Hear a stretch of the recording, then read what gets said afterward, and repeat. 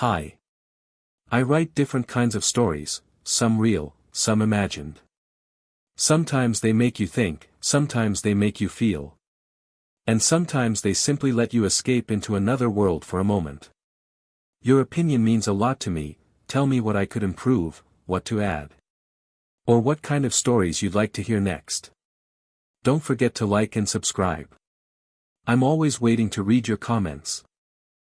Black Cliff Lighthouse. They called it a place of beauty and bad luck.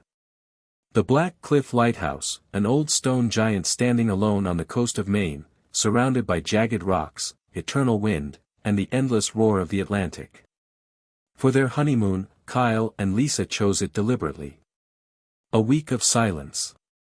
A place where no one would find them. They arrived at noon. The sun lit up the weathered facade, but the moment they stepped inside, the light vanished, swallowed by the cold stone walls. Lisa laughed. Kyle carried the suitcases. For a brief, fragile moment, they felt safe. That was their mistake. The game begins. By afternoon, they were in the small keeper's room, setting the table for lunch. Kyle opened a bottle of wine. As he turned, something caught his eye, a single red rose lying on the floor. It hadn't been there a second ago. "Was that you?" he asked. Lisa shook her head. Her smile faded. A metallic click echoed through the air. The door had locked, from the outside. Through the small window, they caught a glimpse of something. A shadow. And then nothing. The phone line was dead. They were alone.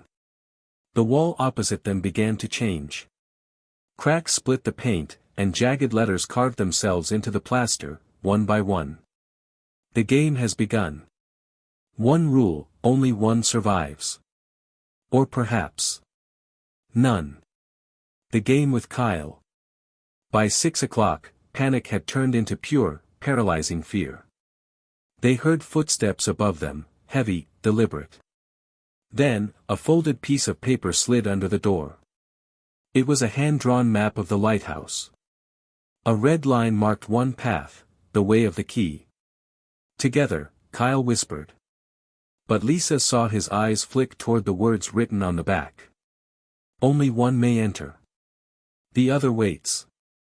Time, 1 hour. The madman had chosen Kyle first.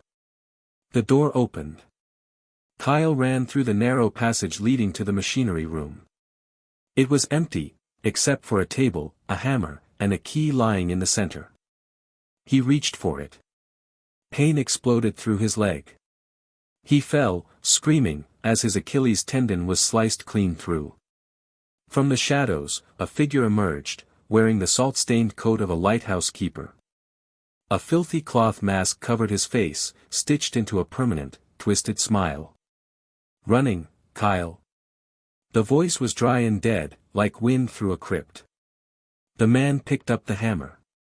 He broke Kyle's fingers one by one, each crack echoing through the tower. "You have a choice," the man rasped. "The key opens the door, but there's only one. Take it, and your wife dies. Refuse, and you pay her price." Kyle, shaking, bleeding, pointed at the key. He chose her. The man smiled behind the mask. He tied the key to a thin rope, lowered it into the vent shaft, and shoved Kyle toward the stairs. Barely alive, Kyle dragged himself back to the keeper's room, where Lisa was waiting. Midnight. He collapsed at her feet, his hands mangled, his legs shredded. He tried to speak, but only a broken sound came out. He looked toward the vent, the faint glint of the key. Lisa crawled to him, sobbing, and froze. The man was behind him. Silent. Waiting. The machete struck with brutal force. The blade tore through Kyle's back, bursting through his chest. Blood soaked the floor, the walls, her dress. Kyle's body fell. His eyes stayed open. Lisa screamed, a sound that wasn't human. The man tilted his head. "Your husband chose you," he said softly. But you must earn that key. He set 2 jars in front of her, one with salt, one with vinegar. Beside them, a pair of rusted pliers. Your eyes saw him die. Now you must pay. 3 fingernails, or 1 eye. Choose. Lisa's breath came in shallow gasps. She stared at her husband's body. There was no choice. She chose the pain. Under the man's watch, she tore out 3 nails, one by one. Each scream was his pleasure. When she finished, he poured the salt and vinegar over her wounds. She didn't even cry this time. The man smiled. "Brave girl," he said. "You've earned your prize." He dropped the key. Dawn. 4 a.m. Lisa unlocked the door with trembling, blood-soaked hands. She stumbled into the cold hallway. The air smelled of salt and death. The only thought in her mind, the top. If she could reach the keeper's room, the old radio, maybe she could call for help. Step by step, she climbed the spiral stairs, her breath ragged, her vision blurring. Below her, the silence of death. Above her, the whisper of the wind. The radio was there, ancient, covered in dust. She turned the knobs, searching for life, for hope, for anything. And then she froze. He was there. Sitting in the old keeper's chair. Watching her. "Did you really think I'd let you go?" His voice was calm now, almost gentle. "I wanted you to see hope, so you'd understand what hopelessness really means." He stood.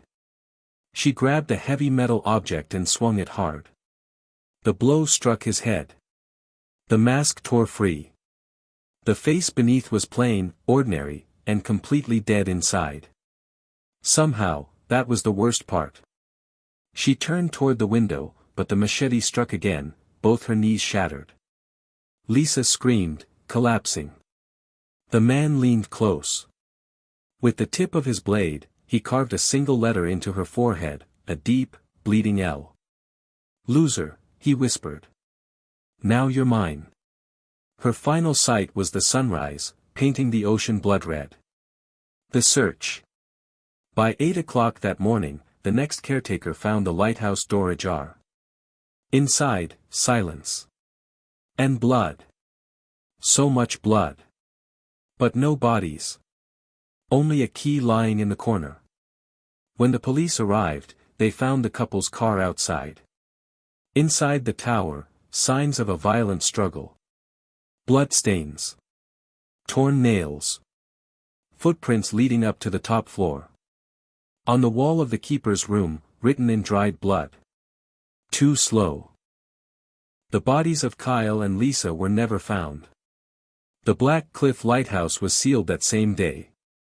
Its beacon never shone again.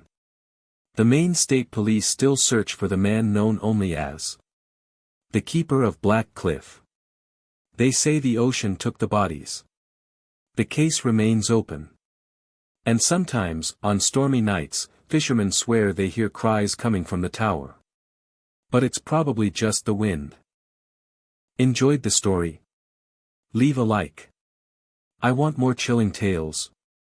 Subscribe to the channel. Candle, want to hear your own story? Leave a comment.